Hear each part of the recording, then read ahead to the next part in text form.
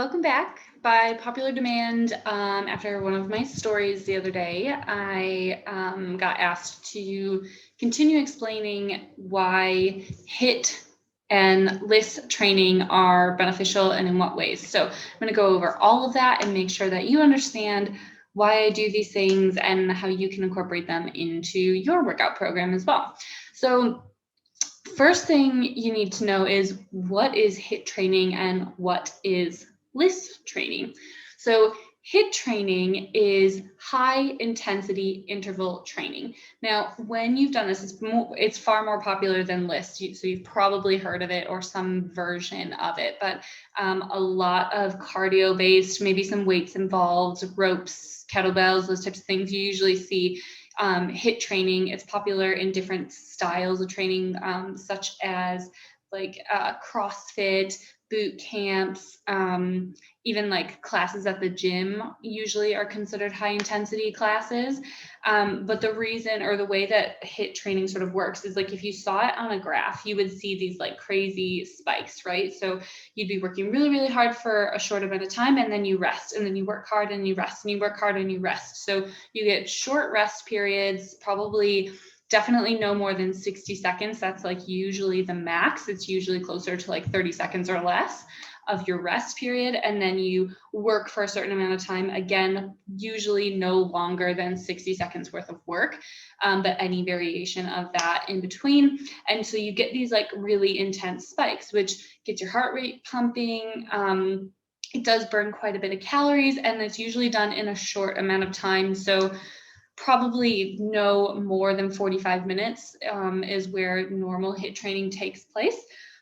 Because to go at that type of intensity, like if you were rating your workout on a scale of 1 to 10, 10 being the most intense it could be, you're usually hovering in like that 8, 9, 10 zone when you're working at those high peaks. So you tend to need more or like less time to do the work. You get like a lot of stuff done in just a really short amount of time, and you burn quite a few calories, which is amazing. And it's a really great way to get your heart going, burn the calories, and like it's usually quite fun and intense. And there's a lot of things going on. Usually, like there's circuits and different types of exercises going. So it's really quite an enjoyable type workout if you like that sort of thing and you like the intensity of that. So I love HIIT training. It is one of my favorite styles, and I do incorporate it in a lot into my training, but I do it in phases.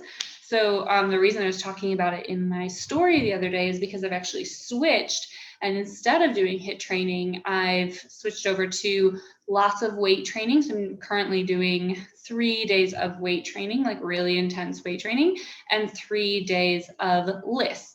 Now, LISS training is low intensity, steady state. Now, complete opposite to HIIT. Okay, definitely. If you're into like the fast moving, like lots of stuff, chopping and changing, moving around, keeping your attention sort of like on at all points of the workout, then HIIT training is definitely like your thing. LISS training is very different. So if you were to see LISS training on a graph, it would be very steady, right? If it went up at all, it would go up at a very gradual, steady rate. It's not like those crazy intense spikes that you see in HIIT training. So usually this is done over a longer period of time, no less than 30 minutes, usually hovering somewhere around the hour mark, if not longer.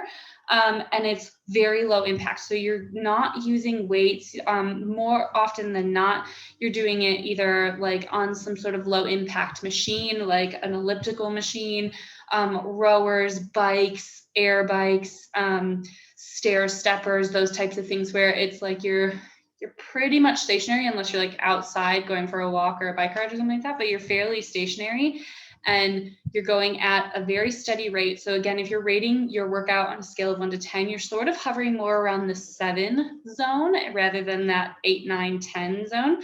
So you're keeping it at a very like steady state. You're probably closer to like 5, 6, 7 zone rather than the really high intensity ones.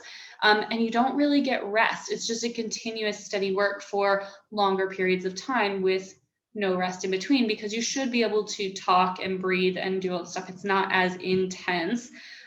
Definitely low impact as well, like the complete opposite to HIIT training. So that's what they are and what they do. Again, LISS training burns quite a bit of calories. So even though you're working for a longer period of time, you're still burning, like in an hour session or 40-minute session, you can burn like 400 calories just by going at a steady state and keeping your resistance regular and not having rest. Where the HIIT training is condensed down into like maybe, let's say, 30 or 40 minutes worth of work, and you're just like pumping it out as hard as you can and burning maybe pretty close to the same amount of calories. So why do I do them, right? So HIIT training, I love doing HIIT training because it's high intensity, it's fast paced, it's enjoyable. I've got like my attention going to all these different exercises, makes me feel strong, powerful, fast, all those really awesome things. LISS training, I really enjoy doing LISS because I can sort of tune out, maybe listen to a book or music or something like that, and just sort of steady, like just go and sort of zone out into my own little world. And I work up a sweat. And we all know I love to work up a sweat. Like I feel like if I don't sweat, it's just, I haven't worked hard enough. Not necessarily the case, but it's just one of those things that it just makes me feel good getting a good sweat on. So that's why I like doing them. But there's purposes behind them as well. So you don't just do it willy-nilly for the heck of it. You do have to have like a plan. So normally when I'm doing HIIT style training, it's because I have a certain goal, right? My goal is to either get fitter, faster, stronger, maybe work on explosive movements. Maybe I want to work on my short-term endurance, where it's just like being able to complete the entirety of the exercise without stopping and getting stronger in that sense, not so much like a long-term endurance situation. But those are really fun, and that's what they're good for. So it's good for me because I tend to get bored really easy. So HIIT training is a really good way for me to stay interested in exercise. That's why I really enjoy doing it. LISS training, I enjoy doing that for a different reason. When I'm sort of like, when my program is based more around weight training and I'm trying to put on muscle, LISS training is fantastic for sort of breaking up my week, where I'm still burning a ton of calories, but I'm not tearing my muscles consistently for 6 days in a row. I'm able to focus on those 3 days of heavy, intense workouts of my weights. But on my 3 days in between those, where I'm doing the LISS training, I'm still burning the calories, but I'm not as intense on my muscles. So I'm moving my body, I'm loosening up all the muscles that I've been working through the week with the weights class or with the weight sessions, but I'm not causing damage. It's very low impact.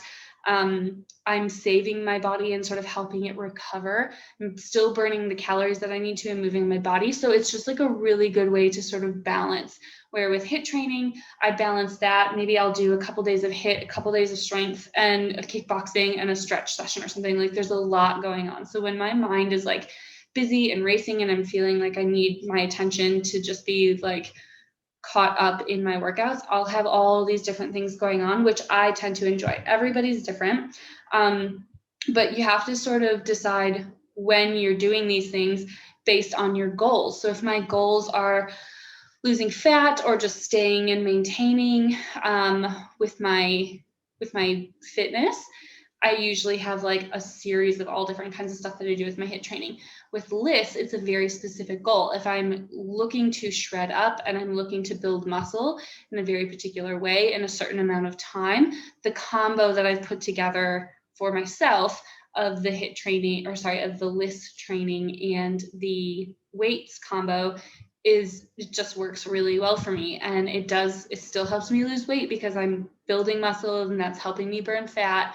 But the low intensity of it just really helps me take care of my body because I'm not able to spend as much time doing, like I'm still stretching and doing all those things, but like normally when I've got all the other stuff going on with the other type of program, I have like one day in particular where I just completely rest and do like stretch sessions and mobility and that type of stuff. So different programs designed different ways for different goals, but very specific to the types of things I want to do. And I do both programs, but with intention. So, I mean, if anybody has been in any of my boot camps or worked with me one-on-one to do your personal training sessions, like you'll know that we go in phases. So you're not going to be doing the same thing all year long.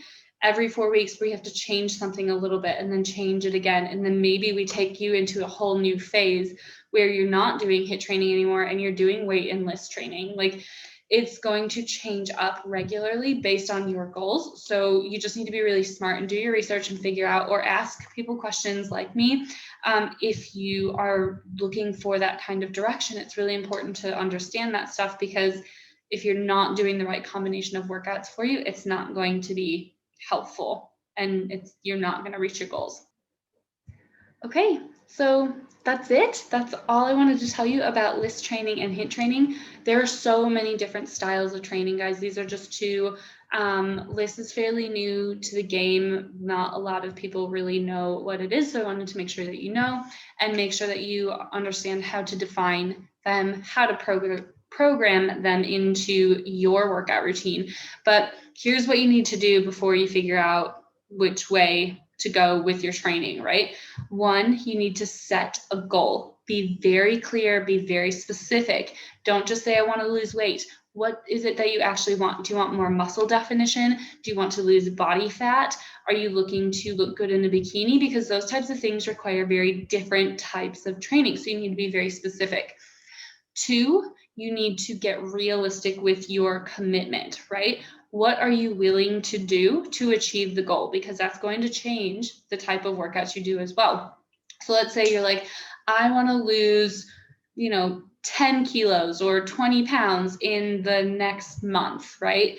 Well, you need to be realistic in order to do that type of result. In order to yield that type of result, you need to be committed 5 to 7 days a week, right? And if you're not willing to commit yourself 5 to 7 days a week of intense training and food and mobility and all the other things that are going to come with it, depending on where you are, then you will not realistically reach that goal, and you're going to start to mentally break that down and feel bad. So you need to be understanding and realistic about what you are willing to commit on a daily basis, because your daily commitment is going to make a huge difference in your results. If you're only committed once or twice a week, it's going to take you a lot longer to get to the goal. So you need to just be understanding with yourself, be realistic, and set the goal to what works best for you and your lifestyle. The third thing is just follow through. Have a support system that's going to help you follow through on that. You cannot do this by yourself. You are more than capable of doing it by yourself, but your brain, more than likely right now, is programmed to talk you out of it, because we are, as humans, we are built to survive. So our brain actually has this mechanism inside of it that's like, if I have to exert too much effort, then that's going to use up too much energy, and I don't want to do that. I need to conserve my energy for survival.